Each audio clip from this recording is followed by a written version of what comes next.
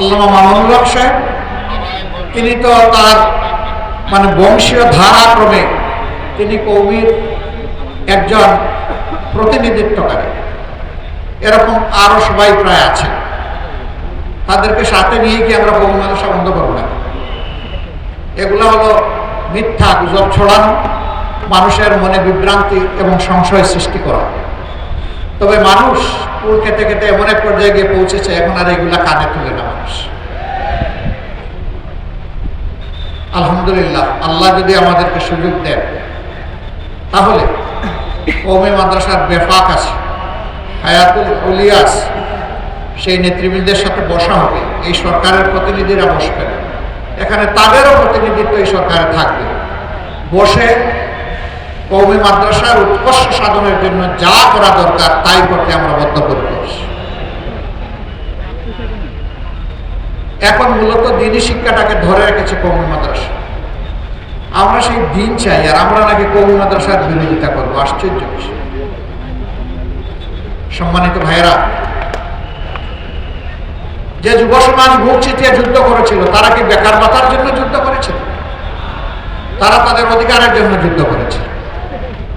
এই জন্য তো আবু সাইদ রাস্তায় নেমে বলেছিল, ভাই আমার অধিকার দে, না হয় আমাকে একটা গুলি দে। সে ডানা মেলে বলেছিল, বুকের ভিতরে তুমুল ঝড়, বুক পেতেছি, গুলি কর। অধিকারের জন্য গুলি খেয়েছে, জীবন উপহার দিয়ে আমাদের মুক্তি এনে দিয়েছে তারা। আমরা সেই জুলাই যোদ্ধা এবং শহীদদের প্রতি গভীর শ্রদ্ধা নিবেদন করছি। হ্যাঁ, সারা 15 বৎসর ধরে যারা লড়াই করে মজলুম হয়ে দুনিয়া থেকে বিদায় দিয়েছেন এবং নির্যাতিত হয়েছেন, তাদের সকলের প্রতি আমরা শ্রদ্ধা নিবেদন করি। আমরা কারো অবদানকে অস্বীকার করতে চাই না। কিন্তু আজকে এই যুবকদেরকে, তাদেরকে কাজের উপযোগী করে দক্ষ জনবল হিসাবে গড়ে তোলার গল্প না শুনিয়ে আমরা কেন বেকার ভাতার গল্প শোনাবো? এই যুবকরা তো আমাদের কাছে মিছিল করে এসে দাবি করছে না যে আমাদেরকে বেকার ভাতা দিতে হবে। এই যুবকদের হাতকে, যুবতীদের হাতকে ইনশাআল্লাহ আমরা দেশ করার মজবুত কারিগরের হাতে পরিণত করবো ইনশাআল্লাহ। হাতে হাতে তাদের কাজ তুলে দেব, সম্মানের কাজ। তারা সেদিন বলবে, আমি বাংলাদেশ। বাংলাদেশ কি আমাকে ডেকে চেনে নাও, চিনে নাও। আমরা সেই গর্বিত যুব সমাজ করতে চাই। আরেকটা কথা একেবারে সাফ, আমরা এই বাংলাদেশটা যুব সমাজের হাতেই তুলে দিতে চাই। এই যুবকরা নারাজ নাকি? কেউ জবাব দিল না যে? হ্যাঁ, কেমনে জবাব দিবে? এতক্ষণ ধরে মিটিং, আর তার উপরে আবার সূর্যের তাপ, এটা আবার মাঘ মাসে, শক্তি কি আর থাকে? এর প্রতি আমাদের বার্তা, এটি হবে তারুণ্যের বাংলাদেশ ইনশাআল্লাহ। এটি হবে যৌবনদীপ্ত বাংলাদেশ। যৌবন কোনো বাধা মানে না। হিমালয় পর্বত হলে আল্লাহর উপর ভরসা করে ডিঙ্গিয়ে যাবে ইনশাআল্লাহ। আমরা পিছনের দিকে কামড়াকামড়ি করবো না, পিছনের সকল ঐতিহ্যকে আমরা ধারণ করে সামনে এগিয়ে যাবো ইনশাআল্লাহ। আমাদের লক্ষ্য এখন শুধু সম্মুখ পানে, আমাদের লক্ষ্য জাতিকে ঐক্যবদ্ধ করে এগিয়ে যাওয়া। এই জন্য দলের ভিতরে দলকে হজম করার এই নীতিতে আমরা বিশ্বাস করি না।